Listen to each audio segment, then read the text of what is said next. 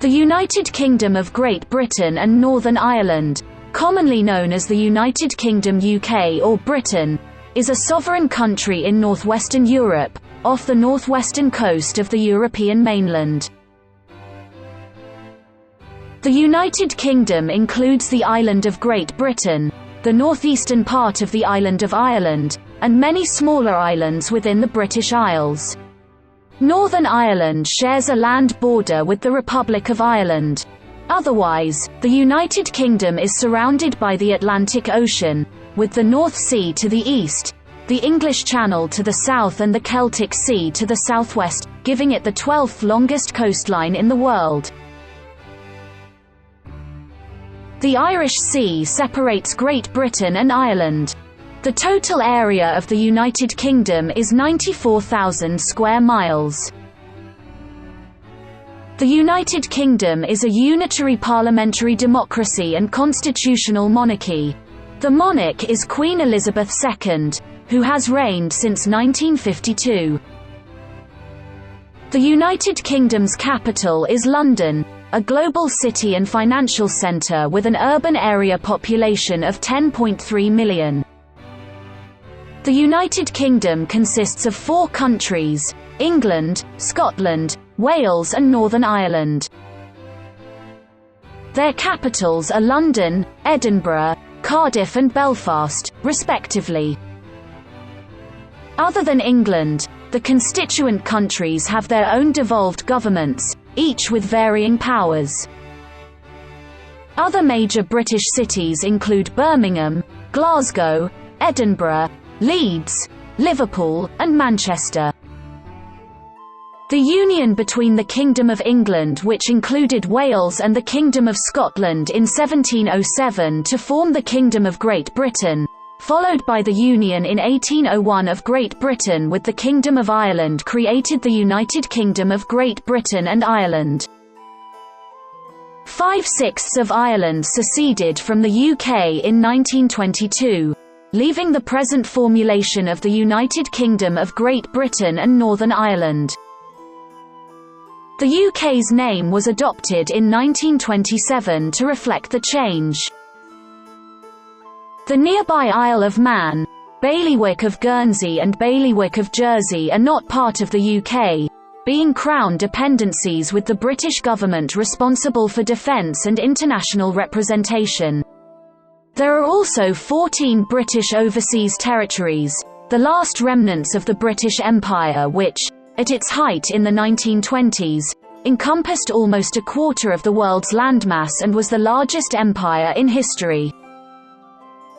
British influence can be observed in the language, culture and political systems of many of its former colonies. The United Kingdom has the world's 5th largest economy by nominal gross domestic product (GDP), and the 9th largest by purchasing power parity (PP). It has a high-income economy and a very high Human Development Index rating, ranking 13th in the world. The UK became the world's first industrialised country and was the world's foremost power during the 19th and early 20th centuries. Today the UK remains one of the great powers, with considerable economic, cultural, military, scientific, technological and political influence internationally. It is one of 5 recognized nuclear weapons states and is ranked 6th globally in military expenditure. It has been a permanent member of the United Nations Security Council since its first session in 1946. The United Kingdom is a member of the Commonwealth of Nations, the Council of Europe, the G7, the G20, NATO, the Organization for Economic Cooperation and Development (OECD), Interpol and the World Trade Organization (WTO). It was a member of the European Union (EU) and its predecessor, the European Economic Community (EEC), from 1 January 1973 until withdrawing on 31 January 2020. The 1707 Acts of Union declared that the kingdoms of England and Scotland were united into one kingdom by the name of Great Britain. The term United Kingdom has occasionally been used as a description for the former Kingdom of Great Britain, although its official name from 1707 to 1800 was simply Great Britain. The Acts of Union 1800 united the Kingdom of Great Britain and the Kingdom of Ireland in 1801, forming the United Kingdom of Great Britain and Ireland. Following the partition of Ireland and the independence of the Irish Free State in 1922, which left Northern Ireland as the only part of the island of Ireland within the United Kingdom, the name was changed to the United Kingdom of Great Britain and Northern Ireland. Although the United Kingdom is a sovereign country, England, Scotland, Wales and Northern Ireland are also widely referred to as countries. The UK Prime Minister's website has used the phrase "countries within a country" to describe the United Kingdom. Some statistical summaries, such as those for the 12 nuts 1 regions of the United Kingdom, refer to Scotland, Wales and Northern Ireland as regions. Northern Ireland is also referred to as a province.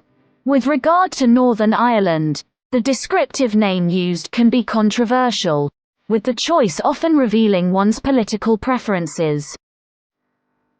The term Great Britain conventionally refers to the island of Great Britain, or politically to England, Scotland and Wales in combination. It is sometimes used as a loose synonym for the United Kingdom as a whole. The term Britain is used both as a synonym for Great Britain and as a synonym for the United Kingdom. Usage is mixed. The UK government prefers to use the term UK rather than Britain or British on its own website, except when referring to embassies, while acknowledging that both terms refer to the United Kingdom and that elsewhere, British government is used at least as frequently as United Kingdom government. The UK Permanent Committee on Geographical Names recognises United Kingdom, UK, as shortened and abbreviated geopolitical terms for the United Kingdom of Great Britain and Northern Ireland in its toponymic guidelines.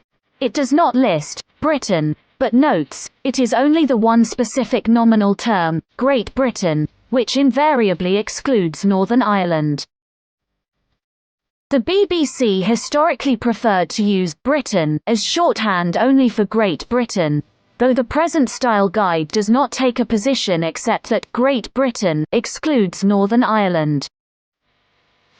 The adjective British is commonly used to refer to matters relating to the United Kingdom and is used in law to refer to United Kingdom citizenship and matters to do with nationality.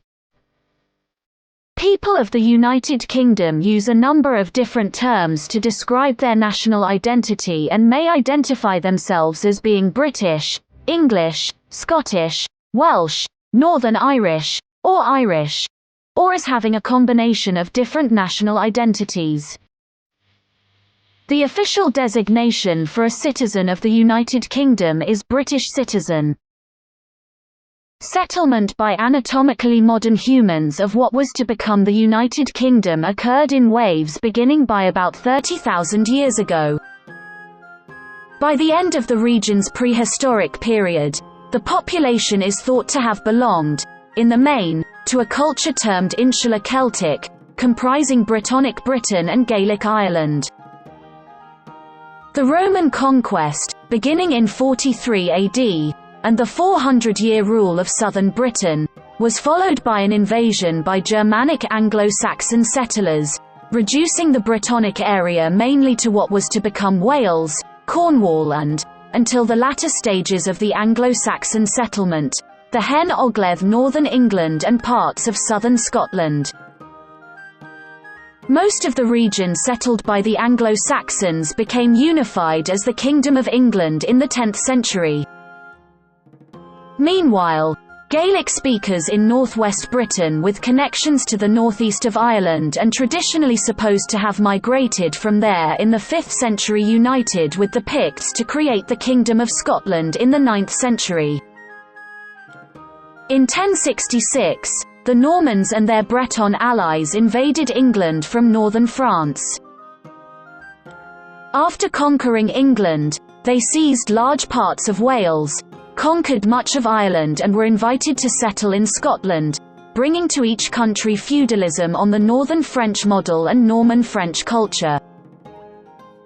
The Anglo-Norman ruling class greatly influenced, but eventually assimilated with, each of the local cultures. Subsequent medieval English kings completed the conquest of Wales and made unsuccessful attempts to annex Scotland.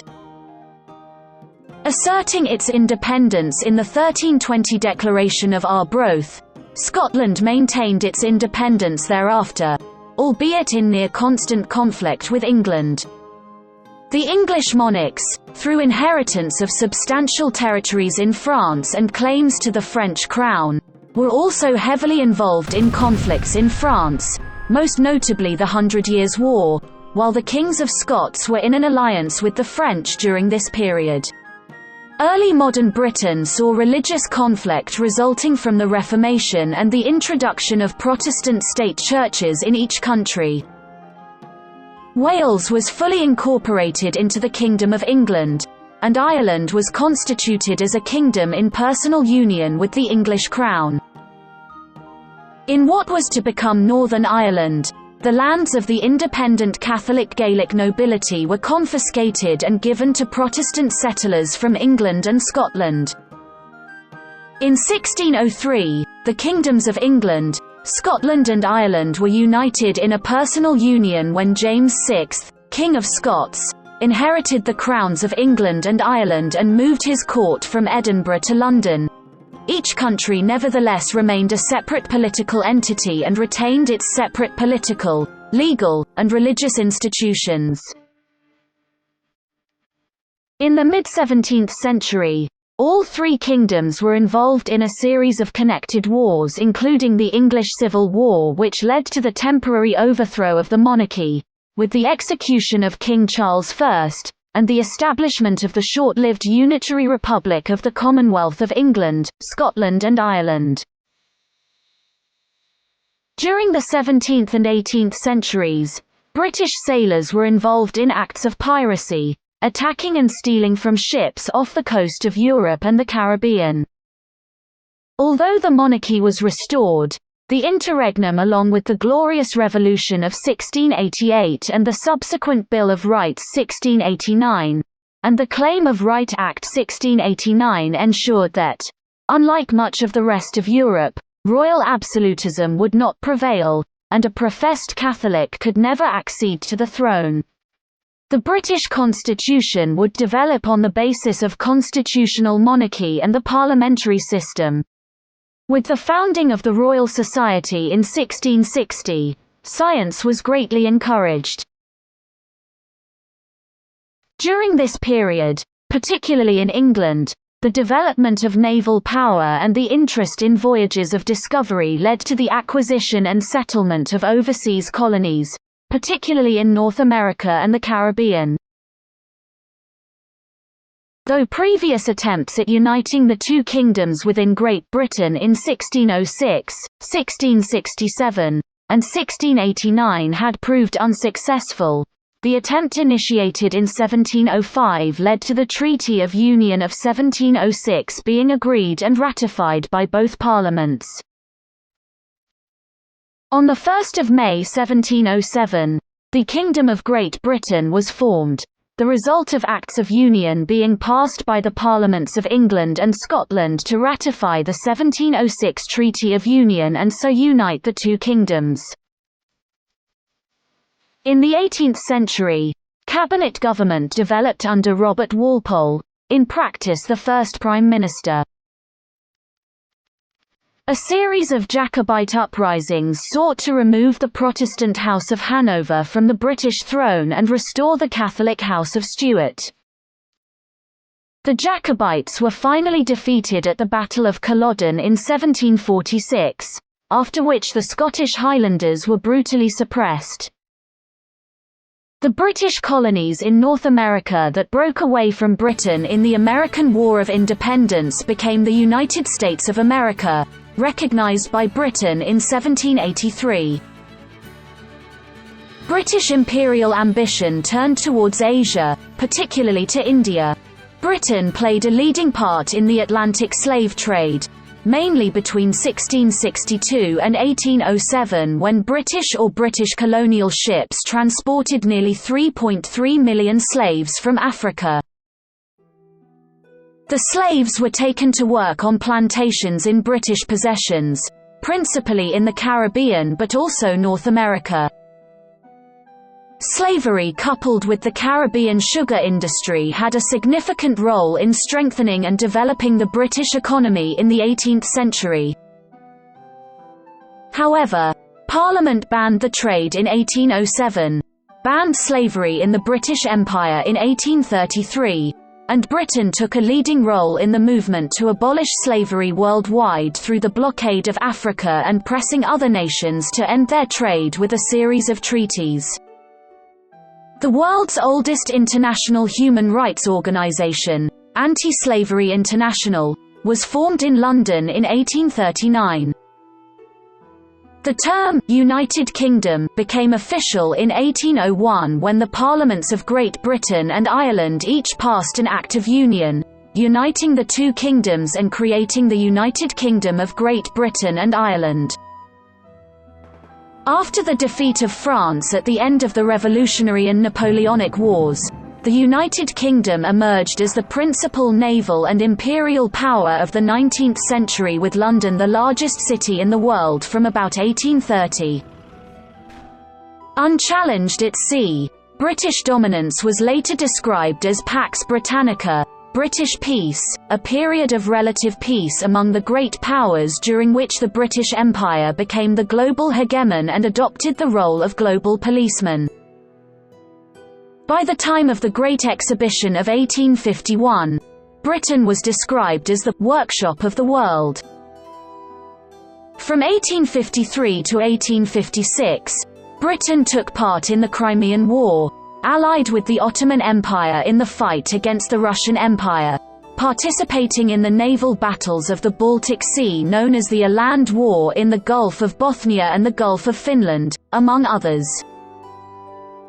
The British Empire was expanded to include India, large parts of Africa and many other territories throughout the world. Alongside the formal control it exerted over its own colonies, British dominance of much of world trade meant that it effectively controlled the economies of many regions, such as Asia and Latin America. Domestically, political attitudes favored free trade and laissez-faire policies and a gradual widening of the voting franchise. During the century, the population increased at a dramatic rate, accompanied by rapid urbanization, causing significant social and economic stresses. To seek new markets and sources of raw materials, the Conservative Party under Disraeli launched a period of imperialist expansion in Egypt, South Africa, and elsewhere.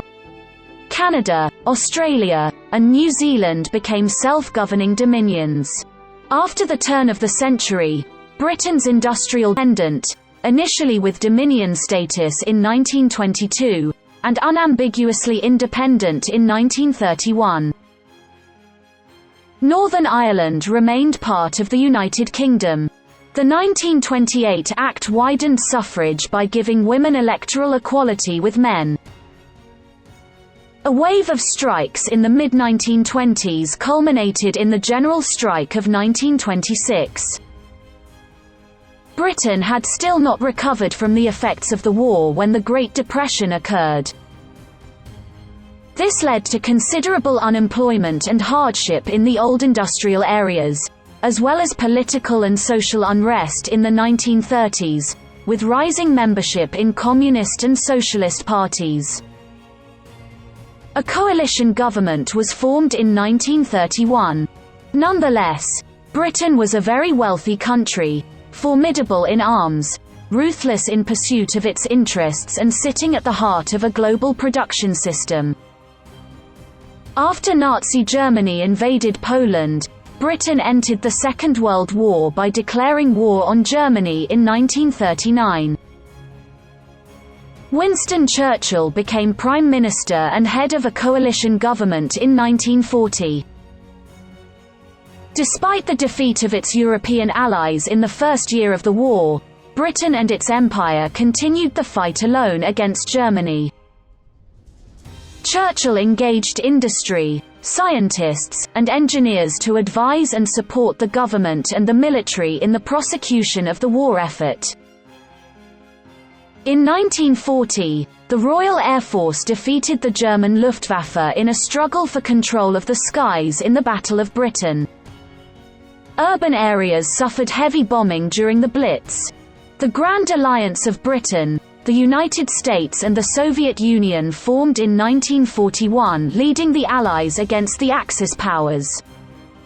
There were eventual hard-fought victories in the Battle of the Atlantic, the North Africa Campaign and the Italian Campaign.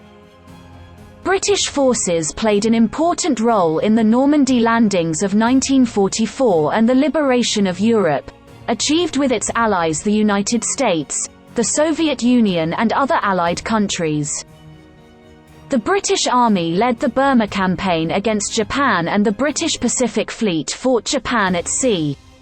British scientists contributed to the Manhattan Project, which led to the surrender of Japan. During the Second World War, the UK was one of the big three powers along with the US and the Soviet Union who met to plan the post-war world. It was an original signatory to the declaration by United Nations. After the war, the UK became one of the 5 permanent members of the United Nations Security Council and worked closely with the United States to establish the IMF, World Bank and NATO. The war left the UK severely weakened and financially dependent on the Marshall Plan, but it was spared the total war that devastated Eastern Europe. In the immediate post-war years, the Labour government initiated a radical programme of reforms, which had a significant effect on British society in the following decades. Major industries and public utilities were nationalised, a welfare state was established, and a comprehensive, publicly funded healthcare system, the National Health Service, was created.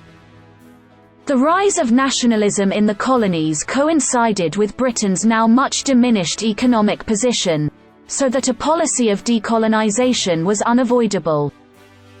Independence was granted to India and Pakistan in 1947. Over the next 3 decades, most colonies of the British Empire gained their independence, with all those that sought independence supported by the UK, during both the transition period and afterwards. Many became members of the Commonwealth of Nations. The UK was the 3rd country to develop a nuclear weapons arsenal with its first atomic bomb test in 1952, but the new post-war limits of Britain's international role were illustrated by the Suez Crisis of 1956. The international spread of the English language ensured the continuing international influence of its literature and culture. As a result of a shortage of workers in the 1950s, the government encouraged immigration from Commonwealth countries. In the following decades, the UK became a more multi-ethnic society than before. Despite rising living standards in the late 1950s and 1960s, the UK's economic performance was less successful than many of its main competitors such as France, West Germany and Japan. In the decades-long process of European integration, the UK was a founding member of the alliance called the Western European Union, established with the London and Paris conferences in 1954. In 1960, the UK was one of the 7 founding members of the European Free Trade Association (EFTA), but in 1973 it left to join the European Communities (EC). When the EC became the European Union (EU) in 1992, the UK was one of the 12 founding members. The Treaty of Lisbon, signed in 2007, forms the constitutional basis of the European Union since then. From the late 1960s, Northern Ireland suffered communal and paramilitary violence, sometimes affecting other parts of the UK, conventionally known as the Troubles. It is usually considered to have ended with the Belfast Good Friday Agreement of 1998. Following a period of widespread economic slowdown and industrial strife in the 1970s, the Conservative government of the 1980s under Margaret Thatcher initiated a radical policy of monetarism, deregulation, particularly of the financial sector, for example, the Big Bang in 1986 and labour markets, the sale of state-owned companies, privatisation, and the withdrawal of subsidies to others. From 1984, the economy was helped by the inflow of substantial North Sea oil revenues. Around the end of the 20th century, there were major changes to the governance of the UK, with the establishment of devolved administrations for Scotland, Wales and Northern Ireland. The statutory incorporation followed acceptance of the European Convention on Human Rights. The UK is still a key global player diplomatically and militarily. It plays leading roles in the UN and NATO. Controversy surrounds some of Britain's overseas military deployments, particularly in Afghanistan and Iraq. In the first decade, the UK supported the United States-led invasions of Afghanistan and Iraq. The 2008 global financial crisis severely affected the UK economy. The coalition government of 2010 introduced austerity measures intended to tackle the substantial public deficits which resulted. In 2014, the Scottish government held a referendum on Scottish independence, with 55.3% of voters rejecting the independence proposal and opting to remain within the United Kingdom. In 2016, 51.9% of voters in the United Kingdom voted to leave the European Union. The UK remained a full member of the EU until 31 January 2020. The ongoing COVID-19 pandemic has seriously affected the UK. Emergency financial measures such as the furlough scheme and controls on movement known as lockdown measures have been put in place. The number of people who have died with the virus in the UK has exceeded 100,000. The total area of the United Kingdom is approximately 244,820 square kilometres. The country occupies the major part of the British Isles archipelago and includes the island of Great Britain, the northeastern 1/6 of the island of Ireland and some smaller surrounding islands. It lies between the North Atlantic Ocean and the North Sea, with the southeast coast coming within 22 miles of the coast of northern France, from which it is separated by the English Channel. In 1993, 10% of the UK was forested, 46% used for pastures and 25% cultivated for agriculture. The Royal Greenwich Observatory in London was chosen as the defining point of the prime meridian in Washington, D.C. in 1884, although due to more accurate modern measurement the meridian actually lies 100 meters to the east of the observatory. The United Kingdom lies between latitudes 49 degrees and 61 degrees north, and longitudes 9 degrees west and 2 degrees east. Northern Ireland shares a 224-mile land boundary with the Republic of Ireland. The coastline of Great Britain is 11,073 miles long. It is connected to continental Europe by the Channel Tunnel, which at 31 miles 24 miles underwater is the longest underwater tunnel in the world. England accounts for just over half, 53% of the total area of the UK, covering 130,395 square kilometers. Most of the country consists of lowland terrain, with more upland and some mountainous terrain northwest of the Tees-Exe line, including the Lake District, the Pennines, Exmoor and Dartmoor. The main rivers and estuaries are the Thames, Severn and the Humber. England's highest mountain is Scawfell Pike, 978 metres in the Lake District. Scotland accounts for just under one-third of the total area of the UK, covering 78,772 square kilometres. This includes nearly 800 islands, predominantly west and north of the mainland, notably the Hebrides, Orkney Islands and Shetland Islands. Scotland is the most mountainous country in the UK, and its topography is distinguished by the Highland Boundary Fault, a geological rock fracture, which traverses Scotland from Arran in the west to Stonehaven in the east.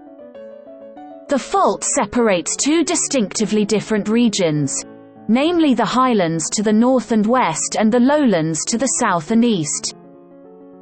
The more rugged Highland region contains the majority of Scotland's mountainous land, including Ben Nevis, which at 1,345 metres is the highest point in the British Isles.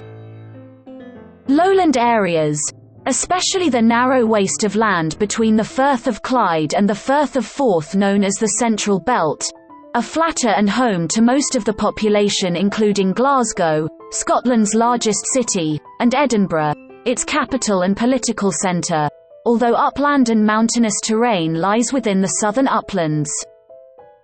Wales accounts for less than one-tenth of the total area of the UK, covering 20,779 square kilometres. Wales is mostly mountainous, though South Wales is less mountainous than North and Mid Wales. The main population and industrial areas are in South Wales, consisting of the coastal cities of Cardiff, Swansea and Newport, and the South Wales valleys to their north. The highest mountains in Wales are in Snowdonia and include Snowdon, which, at 1,085 metres, is the highest peak in Wales. Wales has over 2,704 kilometres of coastline. Several islands lie off the Welsh mainland, the largest of which is Anglesey in the northwest. Northern Ireland, separated from Great Britain by the Irish Sea and North Channel, has an area of 14,160 square kilometres and is mostly hilly. It includes Lough Neagh, which, at 388 square kilometres, is the largest lake in the British Isles by area. The highest peak in Northern Ireland is Slieve Donard in the Mourne Mountains at 852 metres. The UK contains 4 terrestrial ecoregions: Celtic broadleaf forests, English lowlands beech forests, North Atlantic moist mixed forests, and Caledon conifer forests. The country had a 2019 Forest Landscape Integrity Index mean score of 1.65/10, ranking it 161th globally out of 172 countries. Most of the United Kingdom has a temperate climate, with generally cool temperatures and plentiful rainfall all year round. The temperature varies with the seasons seldom dropping below -20 degrees Celsius, -4 degrees Fahrenheit, or rising above 35 degrees Celsius, 95 degrees Fahrenheit. Some parts, away from the coast, of upland England, Wales, Northern Ireland and most of Scotland, experience a subpolar oceanic climate (CFC). Higher elevations in Scotland experience a continental subarctic climate and the mountains experience a tundra climate.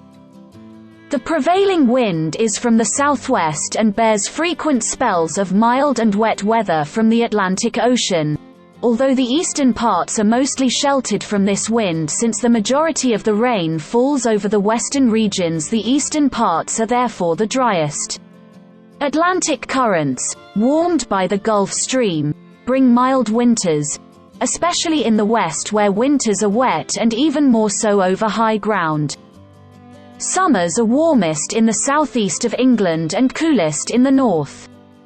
Heavy snowfall can occur in winter and early spring on high ground, and occasionally settles to great depth away from the hills. United Kingdom is ranked 4 out of 180 countries in the Environmental Performance Index. A law has been passed that UK greenhouse gas emissions will be net zero by 2050. The geographical division of the United Kingdom into counties or shires began in England and Scotland in the early Middle Ages and was complete throughout Great Britain and Ireland by the early modern period. Administrative arrangements were developed separately in each country of the United Kingdom, with origins which often predated the formation of the United Kingdom. Modern local government by elected councils, partly based on the ancient counties, was introduced separately, in England and Wales in a 1888 Act, Scotland in a 1889 Act and Ireland in a 1898 Act, meaning there is no consistent system of administrative or geographic demarcation across the United Kingdom. Until the 19th century there was little change to those arrangements, but there has since been a constant evolution of role and function. The organisation of local government in England is complex, with the distribution of functions varying according to local arrangements. The upper-tier subdivisions of England are the 9 regions, now used primarily for statistical purposes. One region, Greater London, has had a directly elected assembly and mayor since 2000 following popular support for the proposal in a referendum. It was intended that other regions would also be given their own elected regional assemblies, but a proposed assembly in the North East region was rejected by a referendum in 2004. Since 2011, 10 combined authorities have been established in England. 8 of these have elected mayors, the first elections for which took place on 4 May 2017. Below the regional tier, some parts of England have county councils and district councils and others have unitary authorities, while London consists of 32 London boroughs and the City of London. Councillors are elected by the first-past-the-post system in single-member wards or by the multi-member plurality system in multi-member wards. For local government purposes, Scotland is divided into 32 council areas, with wide variation in both size and population. The cities of Glasgow, Edinburgh, Aberdeen and Dundee are separate council areas, as is the Highland Council, which includes a third of Scotland's area but only just over 200,000 people. Local councils are made up of elected councillors, of whom there are 1,223. They are paid a part-time salary. Elections are conducted by single transferable vote in multi-member wards that elect either 3 or 4 councillors. Each council elects a provost, or convener, to chair meetings of the council and to act as a figurehead for the area. Local government in Wales consists of 22 unitary authorities. These include the cities of Cardiff, Swansea and Newport, which are unitary authorities in their own right. Elections are held every 4 years under the first-past-the-post system. Local government in Northern Ireland has since 1973 been organised into 26 district councils, each elected by single transferable vote. Their powers are limited to services such as collecting waste, controlling dogs and maintaining parks and cemeteries. In 2008 the executive agreed on proposals to create 11 new councils and replace the present system. The United Kingdom has sovereignty over 17 territories which do not form part of the United Kingdom itself, 14 British overseas territories and 3 Crown dependencies. The 14 British overseas territories are remnants of the British Empire. They are Anguilla, Bermuda, the British Antarctic Territory, the British Indian Ocean Territory, the British Virgin Islands, the Cayman Islands, the Falkland Islands, Gibraltar, Montserrat, St. Helena, Ascension and Tristan da Cunha, the Turks and Caicos Islands, the Pitcairn Islands, South Georgia and the South Sandwich Islands, and Akrotiri and Deucalion on the island of Cyprus. British claims in Antarctica have limited international recognition. Collectively, Britain's overseas territories encompass an approximate land area of 480,000 square nautical miles, with a total population of approximately 250,000. The overseas territories also give the UK the world's fifth largest exclusive economic zone at 6,805,586 square kilometres. A 1999 UK government white paper stated that, "The overseas territories are British for as long as they wish to remain British. Britain has willingly granted independence where it has been requested, and we will continue to do so where this is an option." Self-determination is also enshrined in the constitutions of several overseas territories, and 3 have specifically voted to remain under British sovereignty: Bermuda in 1995, Gibraltar in 2002 and the Falkland Islands in 2013. The cabinet is traditionally drawn from members of the Prime Minister's party or coalition and mostly from the House of Commons, but always from both legislative houses, the cabinet being responsible to both. Executive power is exercised by the Prime Minister and cabinet, all of whom are sworn into the Privy Council of the United Kingdom, and become ministers of the Crown. The Prime Minister is Boris Johnson, who has been in office since 24 July 2019. Johnson is also the leader of the Conservative Party. For elections to the House of Commons, the UK is divided into 650 constituencies, each electing a single Member of Parliament MP by simple plurality. General elections are called by the monarch when the Prime Minister so advises.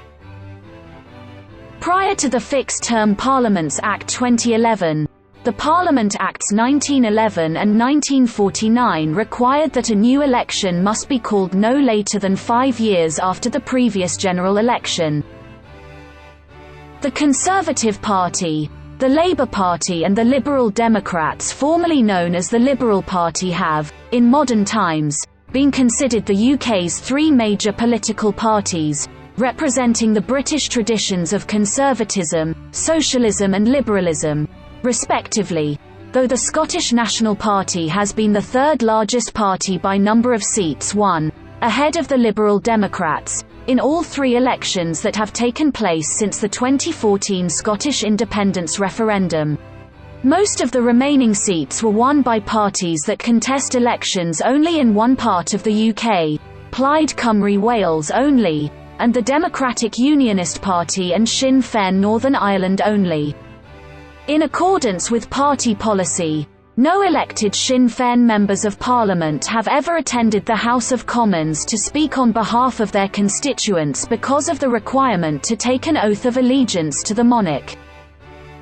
Scotland, Wales and Northern Ireland each have their own government or executive, led by a First Minister or, in the case of Northern Ireland, a diarchal First Minister and Deputy First Minister, and a devolved unicameral legislature.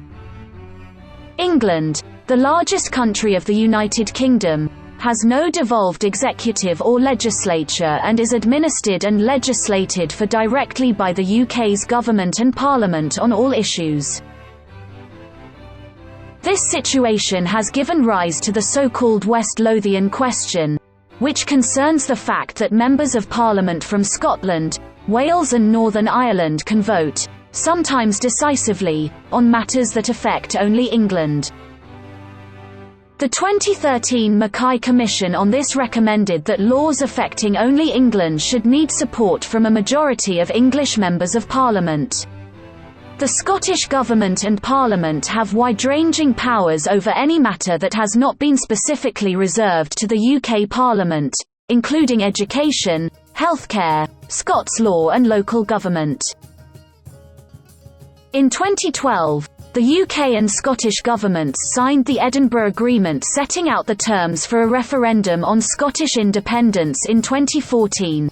Which was defeated 55.3% to 44.7%, resulting in Scotland remaining a devolved part of the United Kingdom. The Welsh Government and the Senedd, formerly the National Assembly for Wales, have more limited powers than those devolved to Scotland. The Senedd is able to legislate on any matter not specifically reserved to the UK Parliament through Acts of the Senedd. The Northern Ireland Executive and Assembly have powers similar to those devolved to Scotland. The executive is led by a diarchy representing Unionist and Nationalist members of the Assembly. Devolution to Northern Ireland is contingent on participation by the Northern Ireland administration in the North-South Ministerial Council, where the Northern Ireland Executive cooperates and develops joint and shared policies with the Government of Ireland. The British and Irish governments cooperate on non-devolved matters affecting Northern Ireland through the British-Irish Intergovernmental Conference, which assumes the responsibilities of the Northern Ireland administration in the event of its non-operation. The UK does not have a codified constitution, and constitutional matters are not among the powers devolved to Scotland, Wales or Northern Ireland.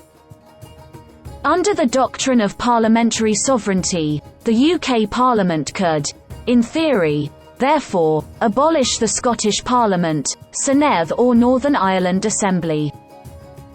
Indeed, in 1972, the UK Parliament unilaterally prorogued the Parliament of Northern Ireland, setting a precedent relevant to contemporary devolved institutions. In practice, it would be politically difficult for the UK Parliament to abolish devolution to the Scottish Parliament and the Senedd, given the political entrenchment created by referendum decisions. The political constraints placed upon the UK Parliament's power to interfere with devolution in Northern Ireland are even greater than in relation to Scotland and Wales, given that devolution in Northern Ireland rests upon an international agreement with the Government of Ireland. The United Kingdom does not have a single legal system, as Article 19 of the 1706 Treaty of Union provided for the continuation of Scotland's separate legal system. Today the UK has three distinct systems of law: English law, Northern Ireland law and Scots law. A new Supreme Court of the United Kingdom came into being in October 2009 to replace the Appellate Committee of the House of Lords. The Judicial Committee of the Privy Council, including the same members as the Supreme Court, is the highest court of appeal for several independent Commonwealth countries, the British Overseas Territories and the Crown Dependencies. Both English law, which applies in England and Wales, and Northern Ireland law are based on common law principles. The essence of common law is that, subject to statute, the law is developed by judges in courts, applying statute, precedent and common sense to the facts before them to give explanatory judgments of the relevant legal principles, which are reported and binding in future similar cases stare decisis. The Courts of England and Wales are headed by the Senior Courts of England and Wales, consisting of the Court of Appeal, the High Court of Justice for civil cases and the Crown Court for criminal cases. The Supreme Court is the highest court in the land for both criminal and civil appeal cases in England, Wales and Northern Ireland, and any decision it makes is binding on every other court in the same jurisdiction, often having a persuasive effect in other jurisdictions. Scots law is a hybrid system based on both common law and civil law principles. The chief courts are the Court of Session, for civil cases, and the High Court of Justiciary, for criminal cases. The Supreme Court of the United Kingdom serves as the highest court of appeal for civil cases under Scots law. Sheriff courts deal with most civil and criminal cases, including conducting criminal trials with a jury, known as Sheriff Solemn Court, or with a sheriff and no jury, known as Sheriff Summary Court. The Scots legal system is unique in having 3 possible verdicts for a criminal trial: guilty, not guilty, and not proven.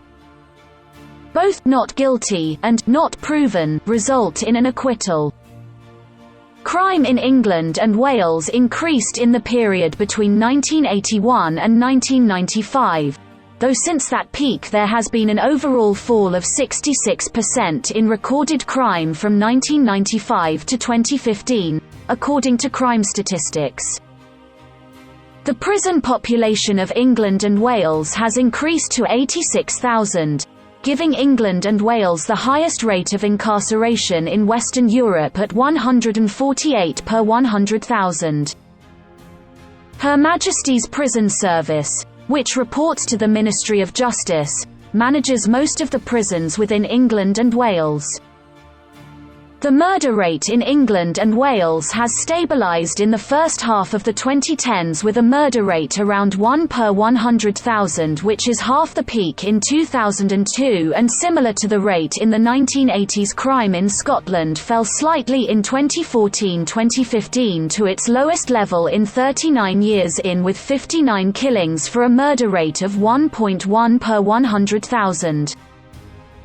Scotland's prisons are overcrowded, but the prison population is shrinking.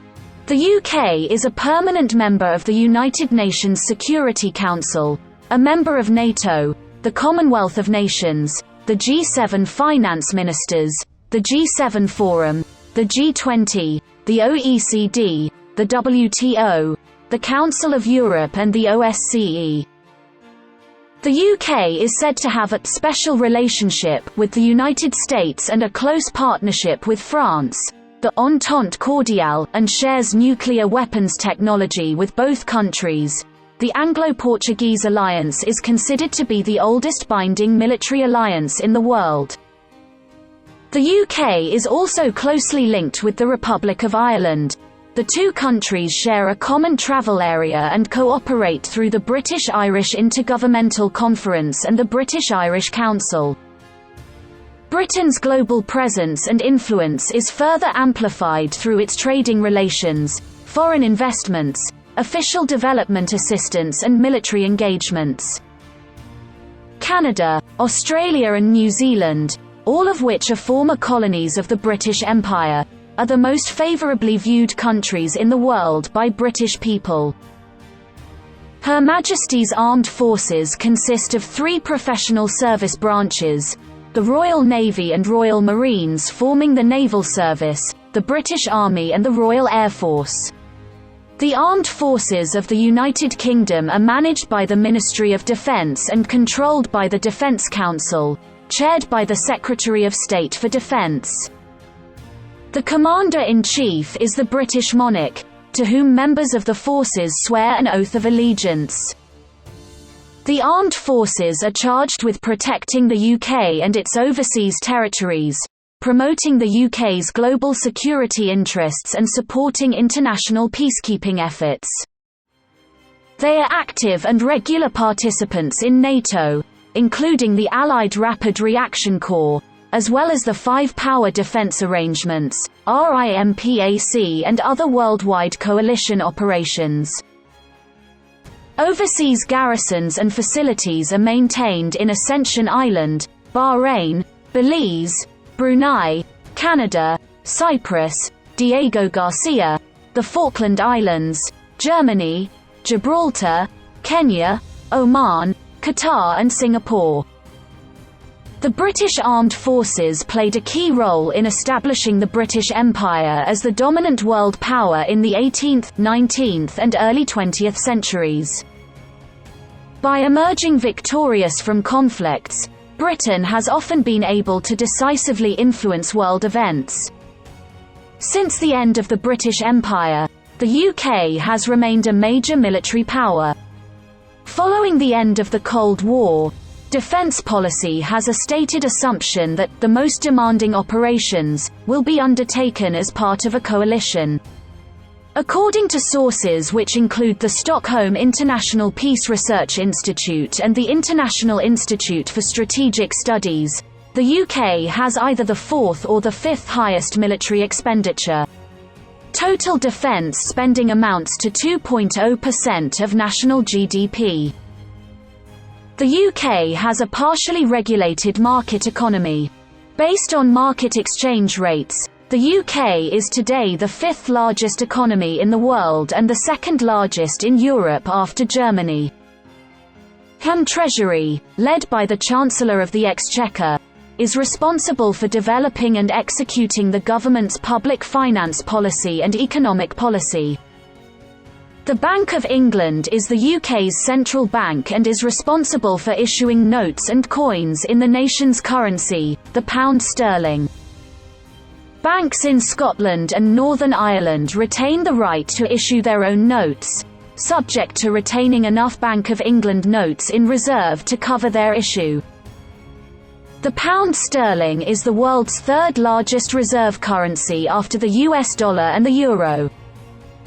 Since 1997, the Bank of England's Monetary Policy Committee, headed by the Governor of the Bank of England, has been responsible for setting interest rates at the level necessary to achieve the overall inflation target for the economy that is set by the Chancellor each year. The UK service sector makes up around 79% of GDP. London is one of the world's largest financial centres, ranking second in the world, behind New York City, in the Global Financial Centres Index in 2020. London also has the largest city GDP in Europe. Edinburgh ranks 17th in the world, and 6th in Western Europe in the Global Financial Centres Index in 2020. Tourism is very important to the British economy. With over 27 million tourists arriving in 2004, the United Kingdom is ranked as the sixth major tourist destination in the world, and London has the most international visitors of any city in the world. The creative industries accounted for 7% GVA in 2005 and grew at an average of 6% per annum between 1997 and 2005.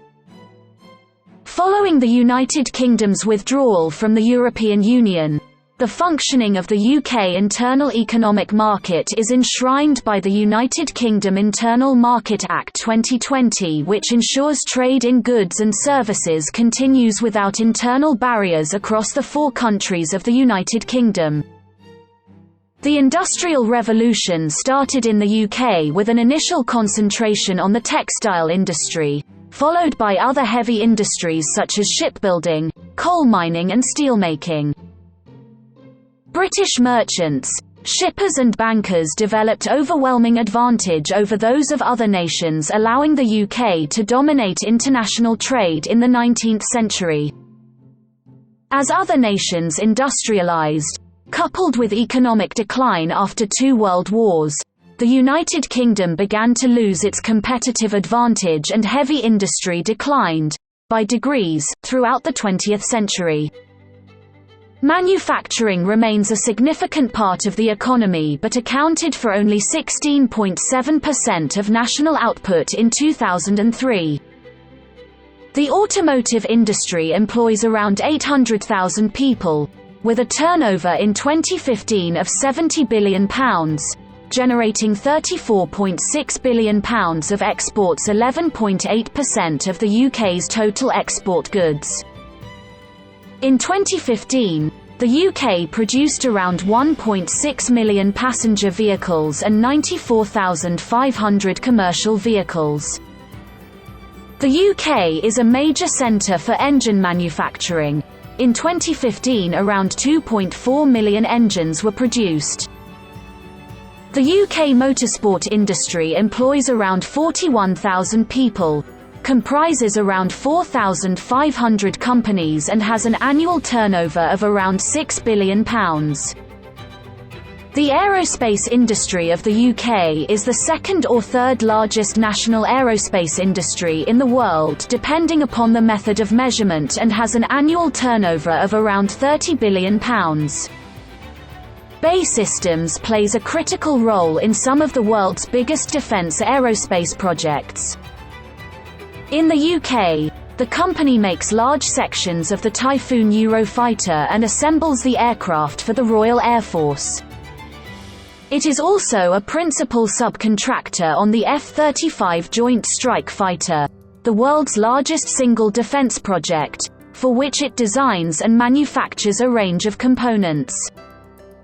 It also manufactures the Hawk, the world's most successful jet training aircraft. Airbus UK also manufactures the wings for the A400M military transporter. Rolls-Royce is the world's second-largest aero-engine manufacturer. Its engines power more than 30 types of commercial aircraft, and it has more than 30,000 engines in service in the civil and defence sectors. The UK space industry was worth £9.1 billion in 2011 and employed 29,000 people. It is growing at a rate of 7.5% annually, according to its umbrella organisation, the UK Space Agency. In 2013, the British government pledged £60 million to the Skylon project. This investment will provide support at a crucial stage to allow a full-scale prototype of the Sabre engine to be built. The pharmaceutical industry plays an important role in the UK economy, and the country has the third highest share of global pharmaceutical R&D expenditures.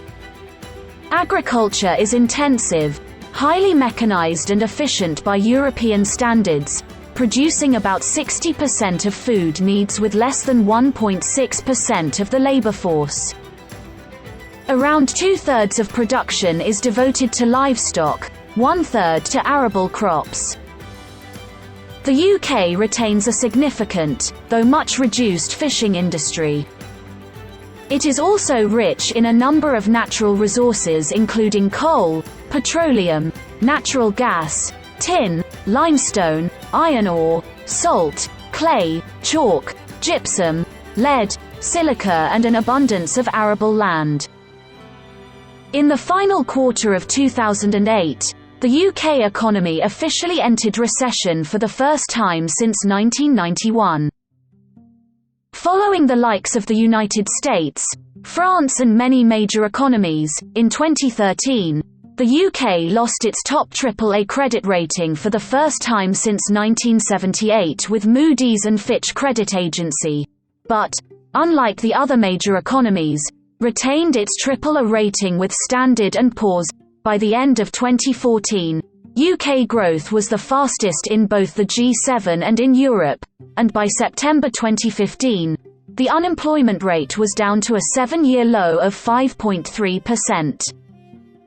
In 2020, coronavirus lockdown measures caused the UK economy to suffer its biggest slump on record, shrinking by 20.4% between April and June compared to the first 3 months of the year, to push it officially into recession for the first time in 11 years. The UK has an external debt of $9.6 trillion, which is the second highest in the world after the US. As a percentage of GDP, external debt is 408%, which is the third highest in the world after Luxembourg and Iceland. England and Scotland were leading centres of the scientific revolution from the 17th century. The United Kingdom led the Industrial Revolution from the 18th century, and has continued to produce scientists and engineers credited with important advances. Major theorists from the 17th and 18th centuries include Isaac Newton, whose laws of motion and illumination of gravity have been seen as a keystone of modern science, from the 19th century Charles Darwin, whose theory of evolution by natural selection was fundamental to the development of modern biology, and James Clerk Maxwell, who formulated classical electromagnetic theory, and more recently Stephen Hawking, who advanced major theories in the fields of cosmology, quantum gravity and the investigation of black holes.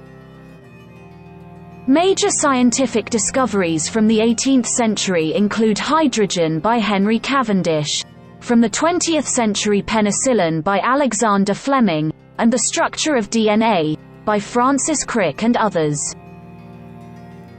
Famous British engineers and inventors of the Industrial Revolution include James Watt, George Stephenson, Richard Arkwright, Robert Stephenson and Isambard Kingdom Brunel.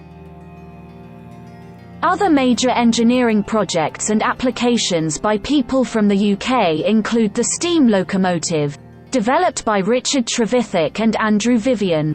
From the 19th century, the electric motor by Michael Faraday, the first computer designed by Charles Babbage, the first commercial electrical telegraph by William Fothergill Cooke and Charles Wheatstone, the incandescent light bulb by Joseph Swan, and the first practical telephone, patented by Alexander Graham Bell, and in the 20th century the world's first working television system by John Logie Baird and others, the jet engine by Frank Whittle, the basis of the modern computer by Alan Turing, and the World Wide Web by Tim Berners-Lee.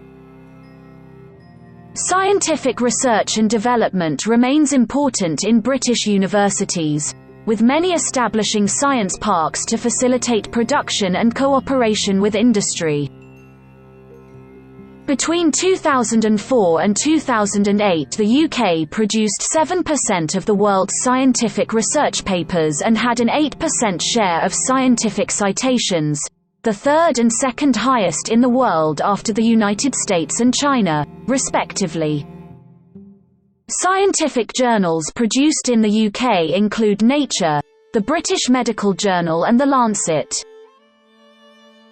A radial road network totals 29,145 miles of main roads, 2,173 miles of motorways and 213,750 miles of paved roads. The M25, encircling London, is the largest and busiest bypass in the world. In 2009 there were a total of 34 million licensed vehicles in Great Britain. The rail network in the UK is the oldest such network in the world.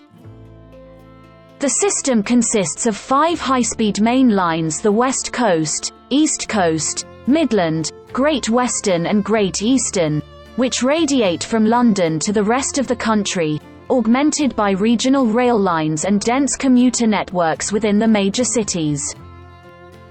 High Speed 1 is operationally separate from the rest of the network. The world's first passenger railway running on steam was the Stockton and Darlington Railway, opened on the 27th of September 1825.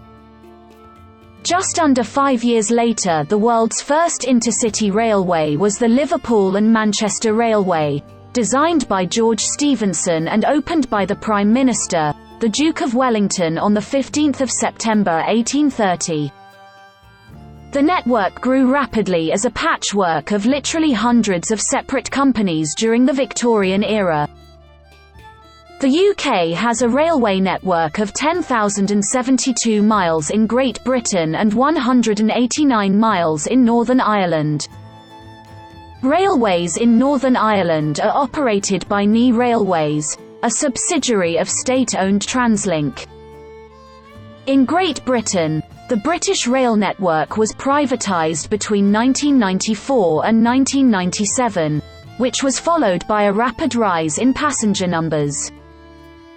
The UK was ranked 8th among national European rail systems in the 2017 European Railway Performance Index assessing intensity of use, quality of service and safety. Network Rail owns and manages most of the fixed assets, tracks, signals, etc. HS2, a new high-speed railway line, is estimated to cost £56 billion. Crossrail, under construction in London, is Europe's largest construction project with a £15 billion projected cost. In the year from October 2009 to September 2010, UK airports handled a total of 211.4 million passengers. In that period, the three largest airports were London Heathrow Airport 65.6 million passengers, Gatwick Airport 31.5 million passengers and London Stansted Airport 18.9 million passengers. London Heathrow Airport, located 15 miles west of the capital, has the most international passenger traffic of any airport in the world and is the hub for the UK flag carrier British Airways, as well as Virgin Atlantic. In 2006, the UK was the world's 9th largest consumer of energy and the 15th largest producer. The UK is home to a number of large energy companies, including 2 of the 6 oil and gas supermajors BP and Royal Dutch Shell. In 2013, the UK produced 914,000 barrels per day BBL/d of oil and consumed 1,507,000 barrels d. Production is now in decline and the UK has been a net importer of oil since 2005. In 2010, the UK had around 3.1 billion barrels of proven crude oil reserves, the largest of any EU member state. In 2009, the UK was the 13th largest producer of natural gas in the world and the largest producer in the EU. Production is now in decline and the UK has been a net importer of natural gas since 2004. Coal production played a key role in the UK economy in the 19th and 20th centuries. In the mid-1970s, 130 million tons of coal were produced annually, not falling below 100 million tons until the early 1980s. During the 1980s and 1990s, the industry was scaled back considerably. In 2011, the UK produced 18.3 million tons of coal. In 2005 it had proven recoverable coal reserves of 171 million tons. The UK Coal Authority has stated there is a potential to produce between 7 billion tons and 16 billion tons of coal through underground coal gasification (UCG) or fracking, and that, based on current UK coal consumption, such reserves could last between 200 and 400 years. Environmental and social concerns have been raised over chemicals getting into the water table and minor earthquakes damaging homes. In the late 1990s, nuclear power plants contributed around 25% of total annual electricity generation in the UK, but this has gradually declined as old plants have been shut down and aging-related problems affect plant availability. In 2012, the UK had 16 reactors normally generating about 19% of its electricity. All but one of the reactors will be retired by 2023. Unlike Germany and Japan, the UK intends to build a new generation of nuclear plants from about 2018. The total of all renewable electricity sources provided for 38.9% of the electricity generated in the United Kingdom in the third quarter of 2019, producing 28.8 terawatt-hours of electricity. The UK is one of the best sites in Europe for wind energy, and wind power production is its fastest-growing supply. In 2019 it generated almost 20% of the UK's total electricity. Access to improved water supply and sanitation in the UK is universal. It is estimated that 96.7% of households are connected to the sewer network. According to the Environment Agency, total water abstraction for public water supply in the UK was 16,406 megalitres per day in 2007. In England and Wales, water and sewerage services are provided by 10 private regional water and sewerage companies and 13 mostly smaller private, water-only, companies. In Scotland, water and sewerage services are provided by a single public company, Scottish Water. In Northern Ireland, water and sewerage services are also provided by a single public entity, Northern Ireland Water. A census is taken simultaneously in all parts of the UK every 10 years. In the 2011 census, the total population of the United Kingdom was 63,181,775. It is the fourth largest in Europe after Russia, Germany and France, the fifth largest in the Commonwealth and the 22nd largest in the world. In mid-2014 and mid-2015, net long-term international migration contributed more to population growth. In mid-2012 and mid-2013, natural change contributed the most to population growth. Between 2001 and 2011, the population increased by an average annual rate of approximately 0.7%. This compares to 0.3% per year in the period 1991 to 2001 and 0.2% in the decade 1981 to 1991. The 2011 census also confirmed that the proportion of the population aged 0 to 14 has nearly halved, 31% in 1911 compared to 18% in 2011, and the proportion of older people aged 65 and over has more than tripled from 5% to 16%. England's population in 2011 was 53 million. It is one of the most densely populated countries in the world, with 420 people resident per square kilometre in mid-2015, with a particular concentration in London and the southeast. The 2011 census put Scotland's population at 5.3 million, Wales at 3.06 million and Northern Ireland at 1.81 million. In 2017, the average total fertility rate (TFR) across the UK was 1.74 children born per woman. While a rising birth rate is contributing to population growth, it remains considerably below the baby boom peak of 2.95 children per woman in 1964, or the high of 6.02 children born per woman in 1815. Below the replacement rate of 2.1, but higher than the 2001 record low of 1.63. In 2011, 47.3% of births in the UK were to unmarried women. The Office for National Statistics published a bulletin in 2015 showing that, out of the UK population aged 16 and over, 1.7% identify as gay, lesbian, or bisexual, 2.0% of males and 1.5% of females. 4.5% of respondents responded with other, I don't know, or did not respond. In 2018, the median age of the UK population was 41.7 years.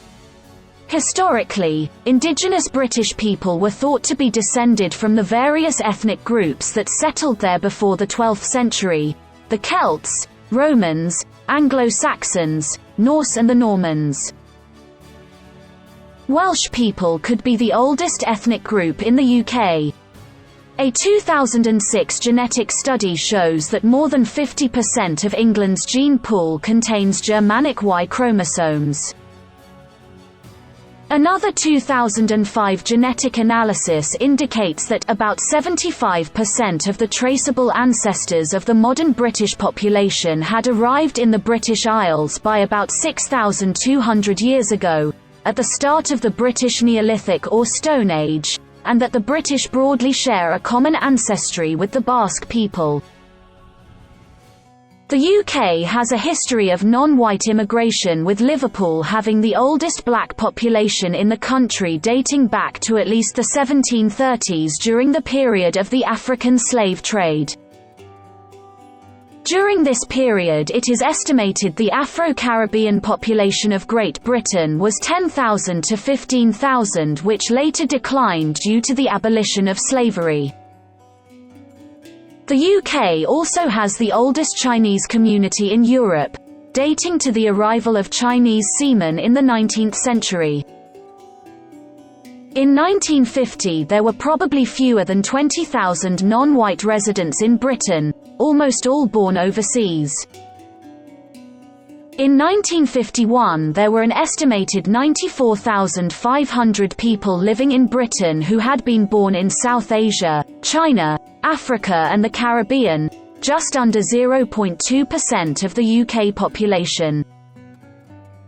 By 1961, this number had more than quadrupled to 384,000, just over 0.7% of the United Kingdom population. Since 1948, substantial immigration from Africa, the Caribbean and South Asia has been a legacy of ties forged by the British Empire. Migration from new EU member states in Central and Eastern Europe since 2004 has resulted in growth in these population groups, although some of this migration has been temporary. Since the 1990s, there has been substantial diversification of the immigrant population, with migrants to the UK coming from a much wider range of countries than previous waves, which tended to involve larger numbers of migrants coming from a relatively small number of countries. Academics have argued that the ethnicity categories employed in British national statistics, which were first introduced in the 1991 census, involve confusion between the concepts of ethnicity and race.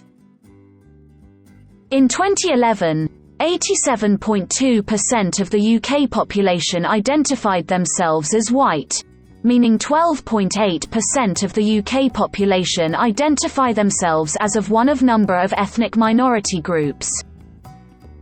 In the 2001 census, this figure was 7.9% of the UK population. Because of differences in the wording of the census forms used in England and Wales, Scotland and Northern Ireland, data on the other white group is not available for the UK as a whole, but in England and Wales this was the fastest growing group between the 2001 and 2011 censuses, increasing by 1.1 million, 1.8 percentage points. Amongst groups for which comparable data is available for all parts of the UK level, the other Asian category increased from 0.4% to 1.4% of the population between 2001 and 2011, while the mixed category rose from 1.2% to 2%. Ethnic diversity varies significantly across the UK. 30.4% of London's population and 37.4% of Leicester's was estimated to be non-white in 2005, whereas less than 5% of the populations of North East England, Wales and the South West were from ethnic minorities, according to the 2001 census.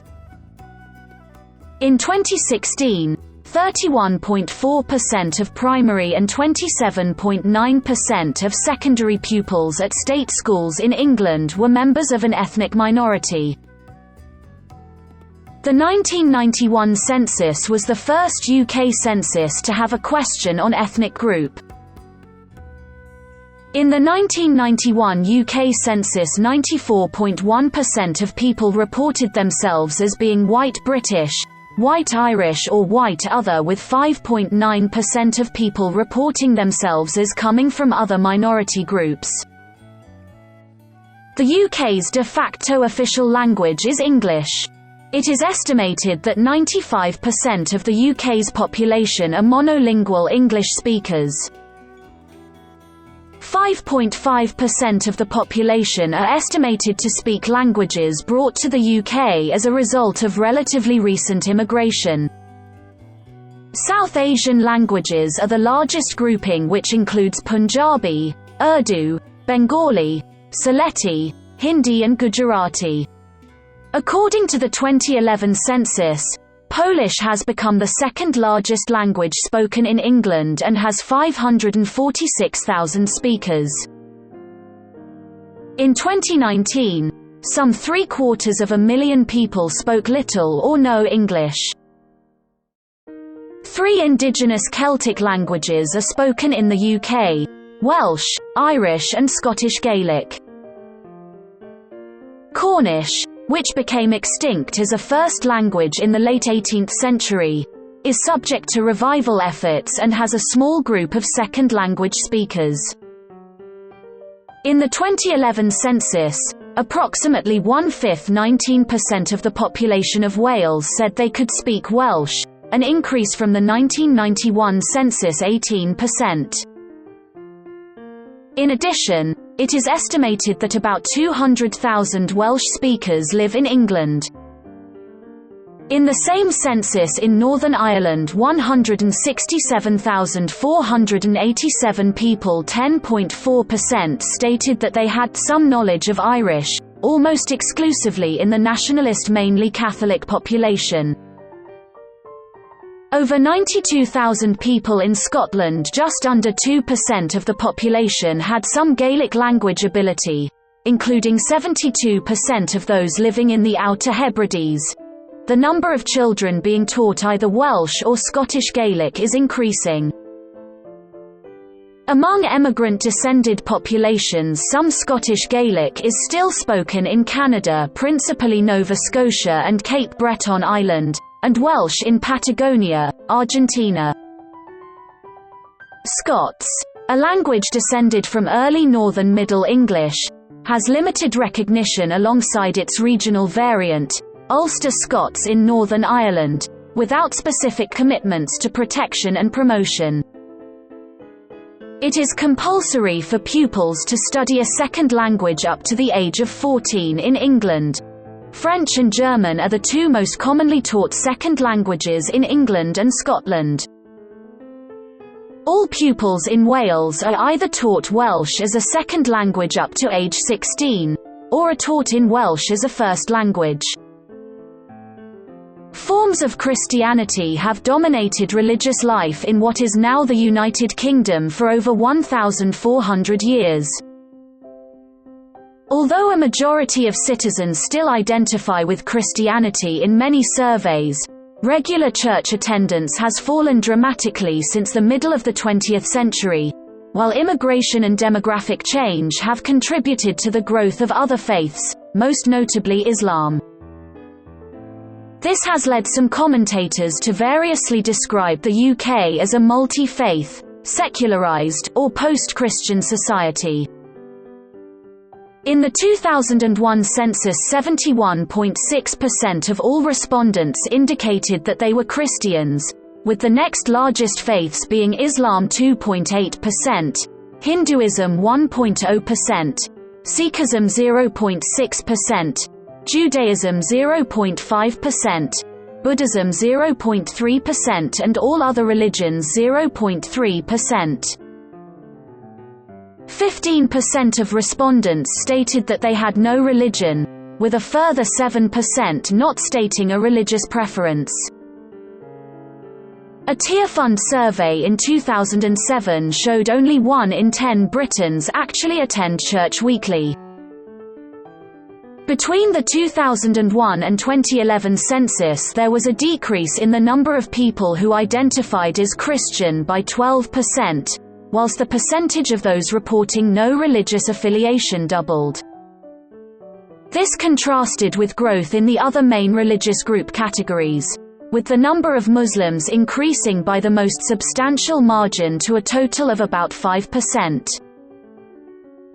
The Muslim population has increased from 1.6 million in 2001 to 2.7 million in 2011, making it the second largest religious group in the United Kingdom. In a 2016 survey conducted by BSA British Social Attitudes on Religious Affiliation, 53% of respondents indicated no religion, while 41% indicated they were Christians, followed by 6% who affiliated with other religions: Islam, Hinduism, Judaism, etc. Among Christians, adherents to the Church of England constituted 15%, Roman Catholic Church 9%, and other Christians including Presbyterians, Methodists, other Protestants, as well as Eastern Orthodox, 17%. 71% of young people aged 18 to 24 said they had no religion. The Church of England is the established church in England. It retains a representation in the UK Parliament and the British monarch is its supreme governor. In Scotland, the Church of Scotland is recognised as the national church. It is not subject to state control, and the British monarch is an ordinary member, required to swear an oath to maintain and preserve the Protestant religion and Presbyterian church government, upon his or her accession. The Church in Wales was disestablished in 1920 and, as the Church of Ireland was disestablished in 1870 before the partition of Ireland, there is no established church in Northern Ireland. Although there are no UK-wide data in the 2001 census on adherence to 13% of immigrants. The UK applied temporary restrictions to citizens of Romania and Bulgaria, which joined the EU in January 2007. Research conducted by the Migration Policy Institute for the Equality and Human Rights Commission suggests that, between May 2004 and September 2009, 1.5 million workers migrated from the new EU member states to the UK, most of them Polish. Many subsequently returned home, resulting in a net increase in the number of nationals of the new member states in the UK. The late 2000s recession in the UK reduced economic incentive for Poles to migrate to the UK, making migration temporary and circular. The proportion of foreign-born people in the UK remains slightly below that of many other European countries. Immigration is now contributing to a rising population, with arrivals and UK-born children of migrants accounting for about half of the population increase between 1991 and 2001. 27% of UK live births in 2014 were to mothers born outside the UK, according to official statistics released in 2015. The ONS reported that net migration rose from 2009 to 2010 by 21% to 239,000. In 2013, approximately 208,000 foreign nationals were naturalized as British citizens, the highest number since 1962. This figure fell to around 125,800 in 2014. Between 2009 and 2013, the average British citizenships granted annually was 195,800.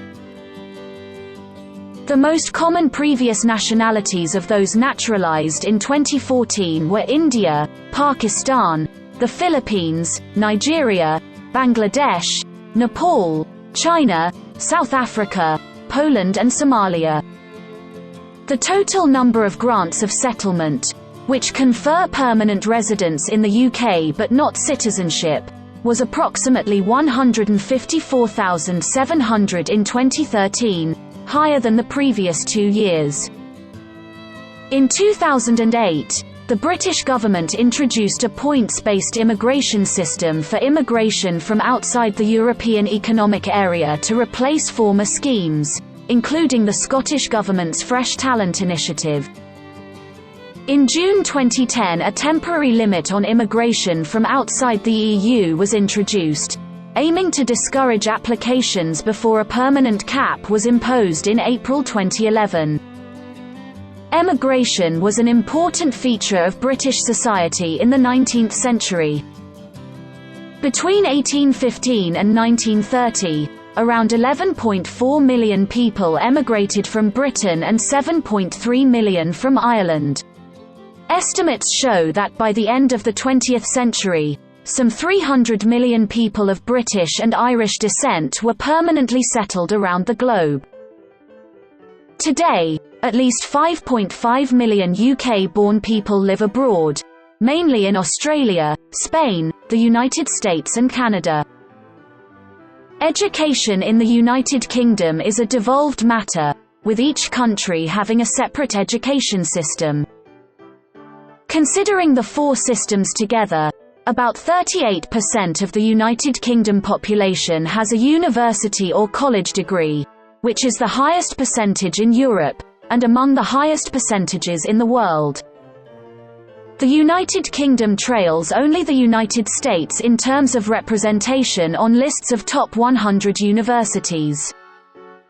A Government Commission's report in 2014 found that privately educated people comprise 7% of the general population of the UK, but much larger percentages of the top professions, the most extreme case quoted being 71% of senior judges.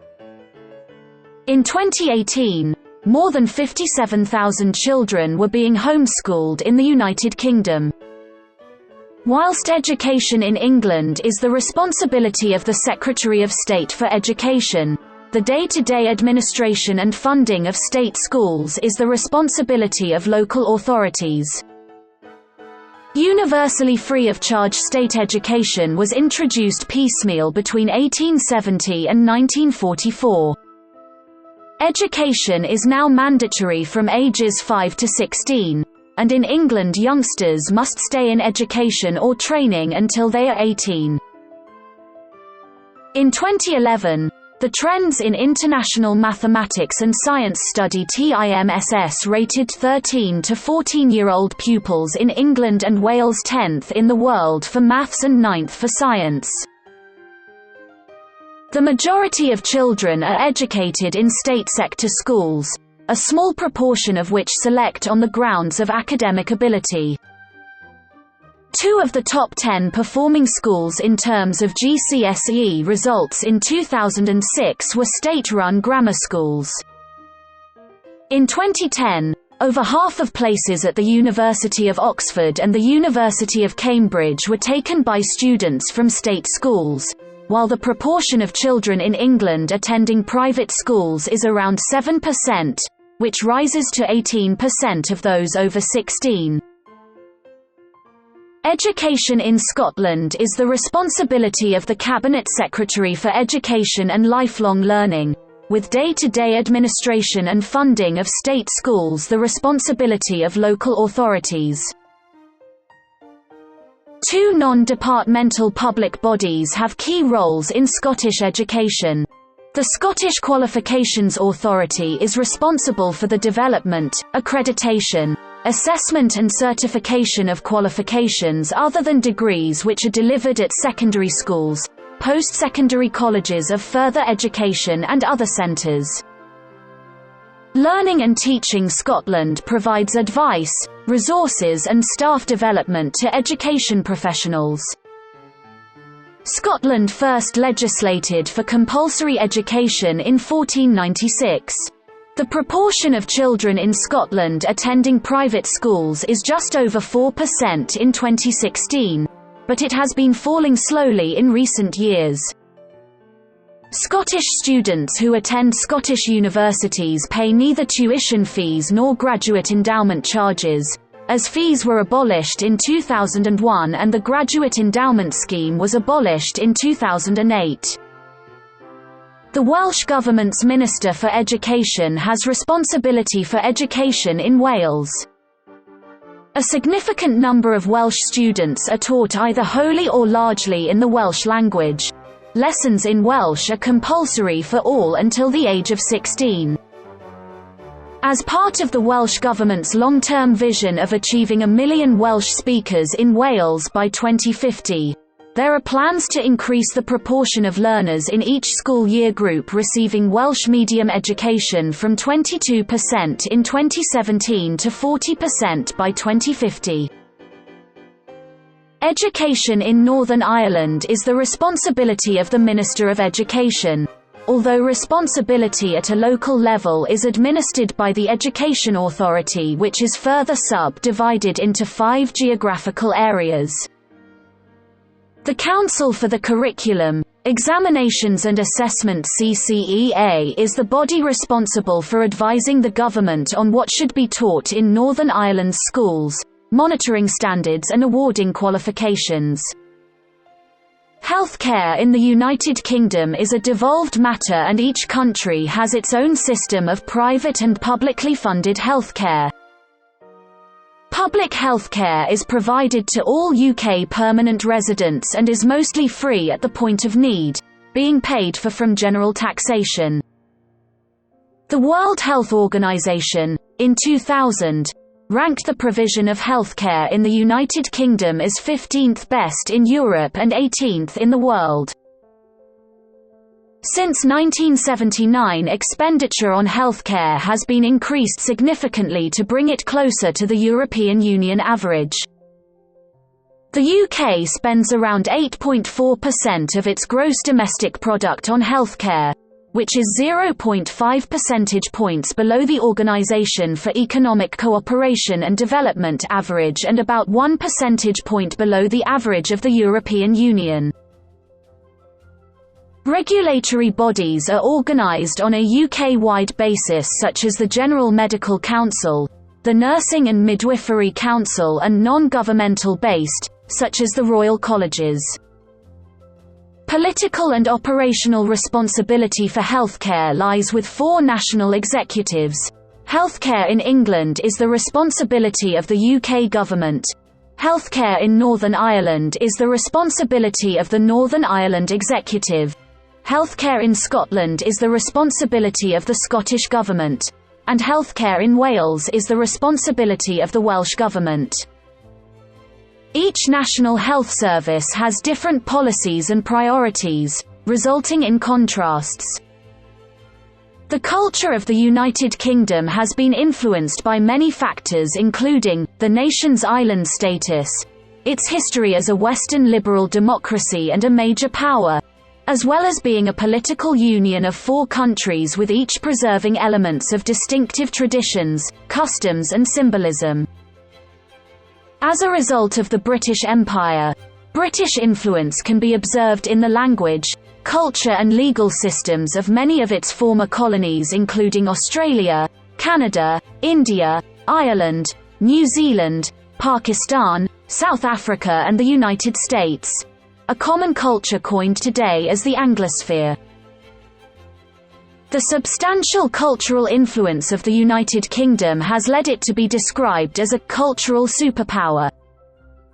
A global opinion poll for the BBC saw the United Kingdom ranked the 3rd most positively viewed nation in the world behind Germany and Canada in 2013 and 2014. British literature refers to literature associated with the United Kingdom, the Isle of Man and the Channel Islands. Most British literature is in the English language. In 2005, some 206,000 books were published in the United Kingdom, and in 2006 it was the largest publisher of books in the world. The English playwright and poet William Shakespeare is widely regarded as the greatest dramatist of all time. The 20th-century English crime writer Agatha Christie is the best-selling novelist of all time. 8 of the top 10 of 100 novels by British writers chosen by a BBC poll of global critics were written by women. These included works by George Eliot, Virginia Woolf, Charlotte and Emily Bronte, and Mary Shelley. Scotland's contributions include the detective writer Arthur Conan Doyle, the creator of Sherlock Holmes, romantic literature by Sir Walter Scott, the children's writer J.M. Barrie, the epic adventures of Robert Louis Stevenson, and the celebrated poet Robert Burns. More recently, the modernist and nationalist Hugh MacDiarmid and Neil M. Gunn contributed to the Scottish Renaissance. A more grim outlook is found in Ian Rankin's stories and the psychological horror comedy of Ian Banks. Scotland's capital, Edinburgh, was UNESCO's first worldwide city of literature. Britain's oldest known poem, Why Go Dodden, was composed in Year Hen Ogledd the Old North, most likely in the late 6th century. It was written in Cumbric or Old Welsh and contains the earliest known reference to King Arthur. From around the 7th century, the connection between Wales and the Old North was lost, and the focus of Welsh language culture shifted to Wales, where Arthurian legend was further developed by Geoffrey of Monmouth. Wales's most celebrated medieval poet, Dafydd ap Gwilym, composed poetry on themes including nature, religion and especially love. He is widely regarded as one of the greatest European poets of his age. Until the late 19th century, the majority of Welsh literature was in Welsh and much of the prose was religious in character. Daniel Owen is credited as the first Welsh-language novelist, publishing Rhys Lewis in 1885. The best known of the Anglo-Welsh poets are both Thomases. Dylan Thomas became famous on both sides of the Atlantic in the mid-20th century. He is remembered for his poetry. His "Do Not Go Gentle Into That Good Night" Rage, rage against the dying of the light, is one of the most quoted couplets of English-language verse, and for his Play for Voices, Under Milk Wood. The influential church in Wales, poet, priest, and Welsh nationalist R.S. Thomas was nominated for the Nobel Prize in Literature in 1996. Leading Welsh novelists of the 20th century include Richard Llewellyn and Kate Roberts. There have been a number of authors whose origins were from outside the United Kingdom but who moved to the UK and became British. These include Joseph Conrad, T.S. Eliot, Kazuo Ishiguro and Sir Salman Rushdie. Others have chosen to live and work in the UK without taking up British citizenship, such as Ezra Pound. Historically, a number of Irish writers, living at a time when all of Ireland was part of the United Kingdom, also spent much of their working lives in England. These include Oscar Wilde, Bram Stoker and George Bernard Shaw. Various styles of music are popular in the UK, including the indigenous folk music of England, Wales, Scotland and Northern Ireland. Notable composers of classical music from the United Kingdom and the countries that preceded it include William Byrd, Henry Purcell, Sir Edward Elgar, Gustav Holst, Sir Arthur Sullivan, most famous for working with the librettist Sir W.S. Gilbert, Ralph Vaughan Williams and Benjamin Britten, pioneer of modern British opera. Sir Harrison Birtwistle is one of the foremost living composers. The UK is also home to world-renowned symphonic orchestras and choruses such as the BBC Symphony Orchestra and the London Symphony Chorus. Notable conductors include Sir Simon Rattle, Sir John Barbarolli and Sir Malcolm Sargent. Some of the notable film score composers include John Barry, Clint Mansell, Mike Oldfield, John Powell, Craig Armstrong, David Arnold, John Murphy, Monty Norman and Harry Gregson Williams.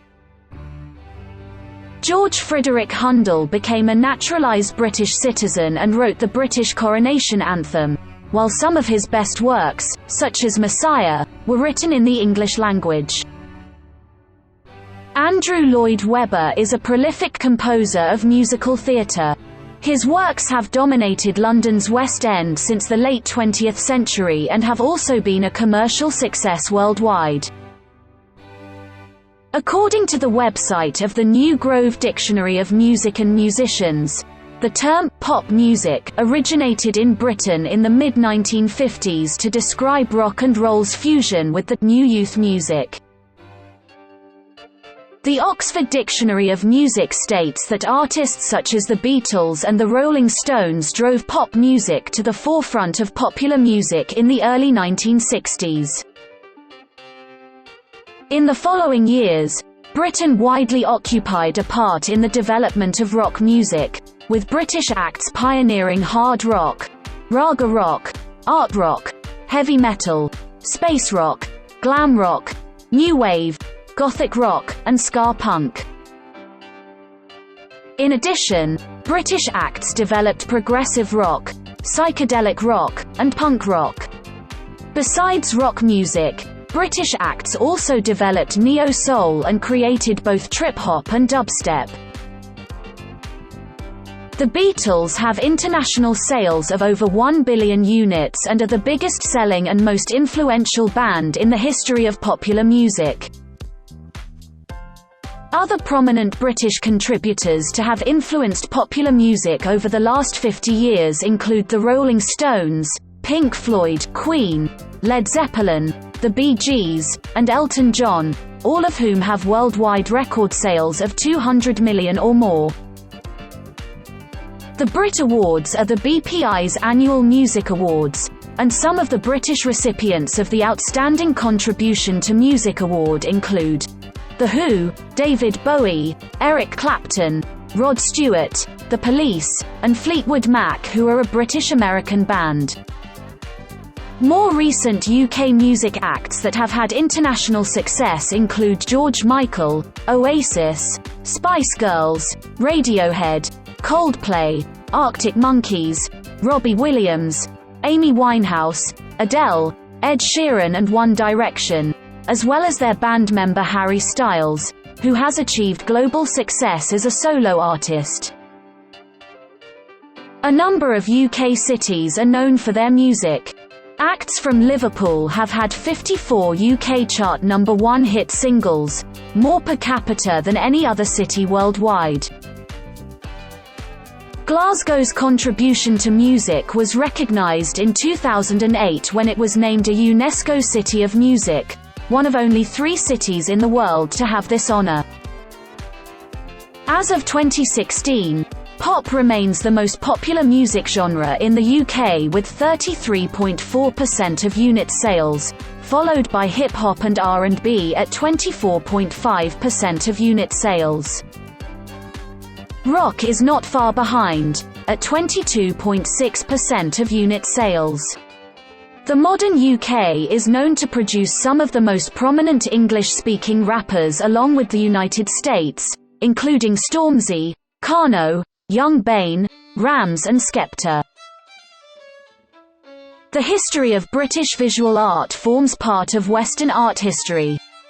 Major British artists include the Romantics William Blake, John Constable, Samuel Palmer and J.M.W. Turner, the portrait painters Sir Joshua Reynolds and Lucian Freud, the landscape artists Thomas Gainsborough and L.S. Lowry, the pioneer of the arts and crafts movement William Morris, the figurative painter Francis Bacon, the pop artists Peter Blake, Richard Hamilton and David Hockney, the pioneers of conceptual art movement Art and Language, the collaborative duo Gilbert and George, the abstract artist Howard Hodgkin, and the sculptors Anthony Gormley, Anish Kapoor and Henry Moore.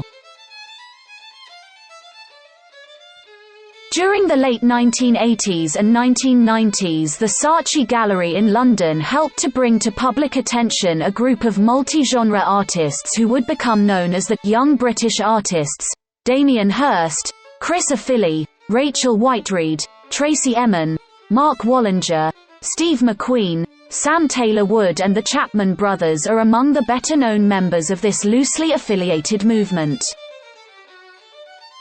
The Royal Academy in London is a key organisation for the promotion of the visual arts in the United Kingdom. Major schools of art in the UK include the Sixth School University of the Arts London, which includes the Central St. Martin's College of Art and Design and Chelsea College of Art and Design, Goldsmiths, University of London, the Slade School of Fine Art part of University College London, the Glasgow School of Art, the Royal College of Art, and the Ruskin School of Drawing and Fine Art part of the University of Oxford. The Courtauld Institute of Art is a leading centre for the teaching of the history of art.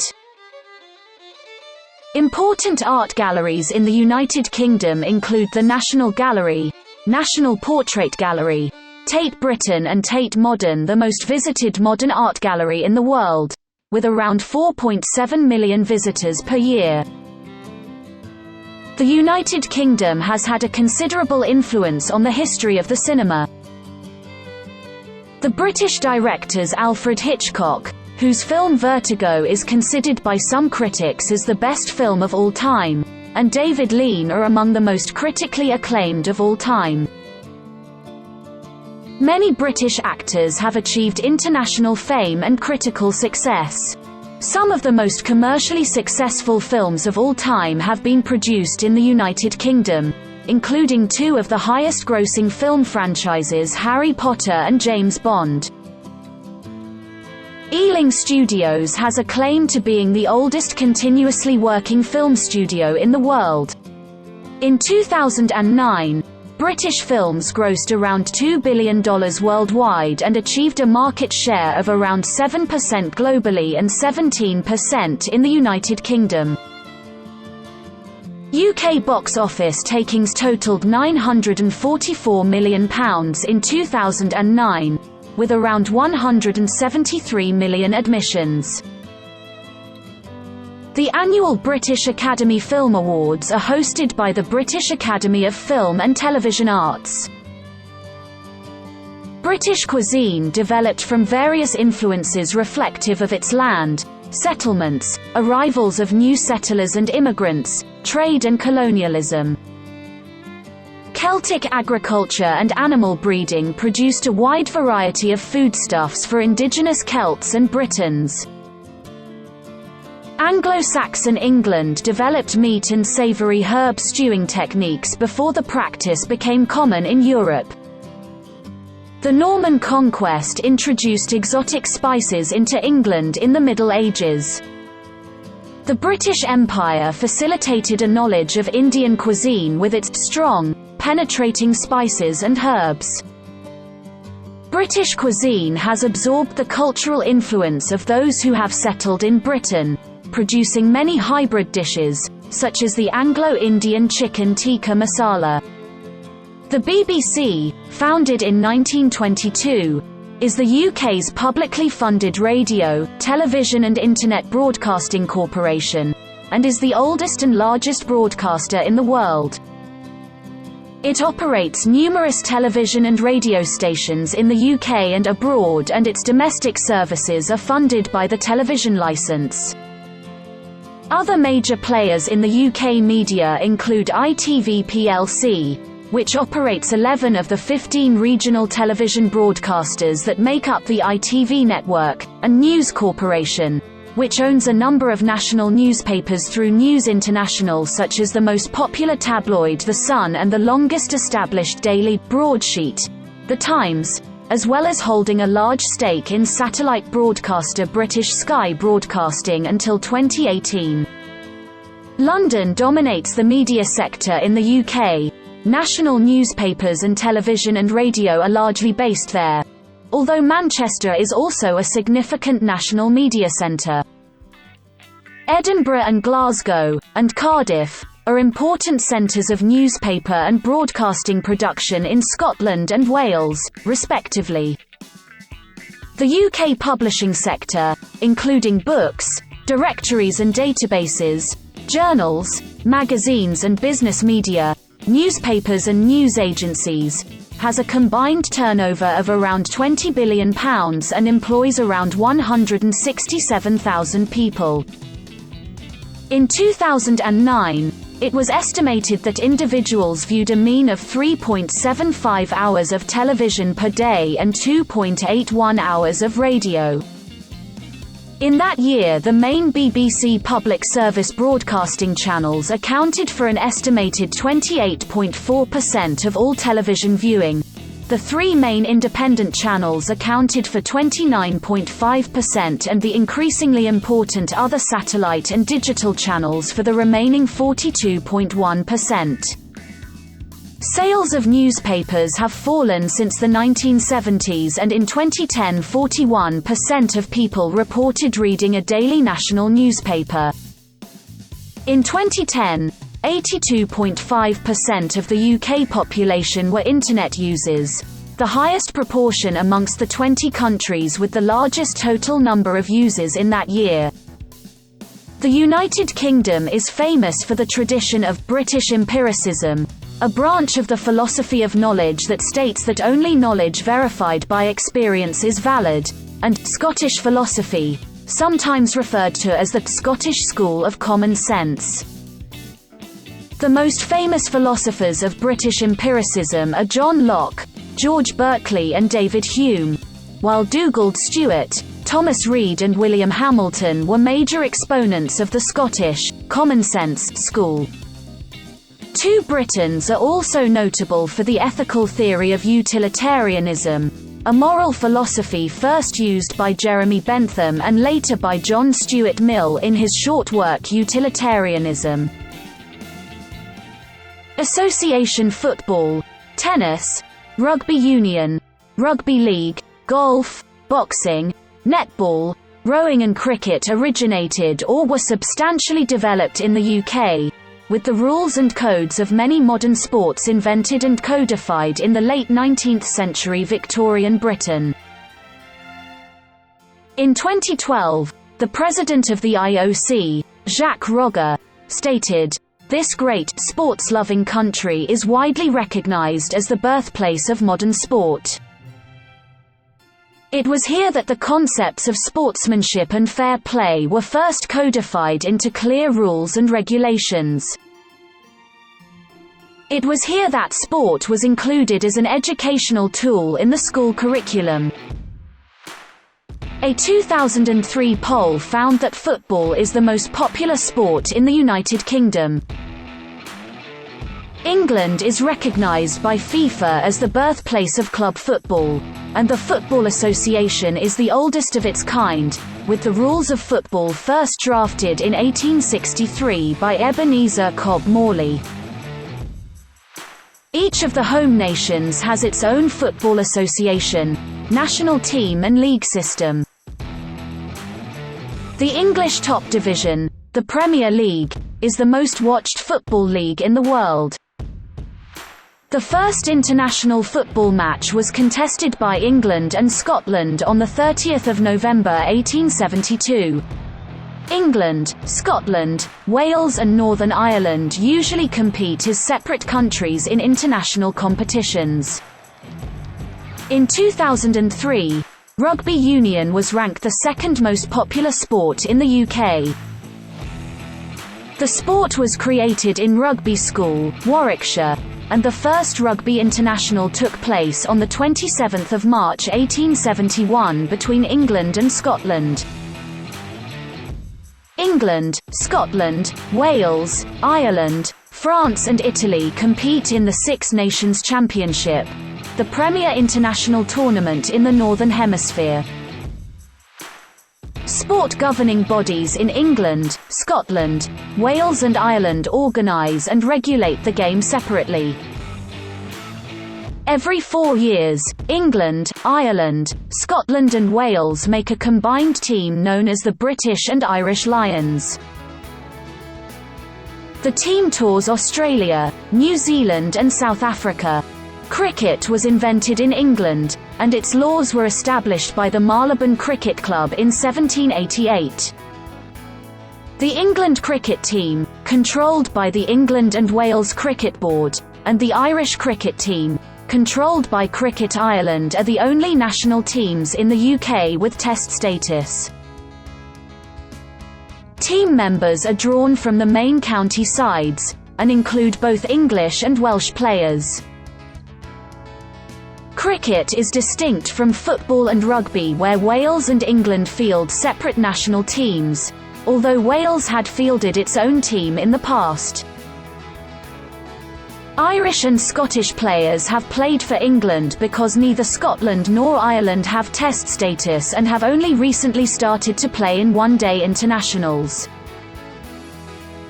Scotland, England and Wales, and Ireland including Northern Ireland have competed at the Cricket World Cup, with England winning the tournament in 2019.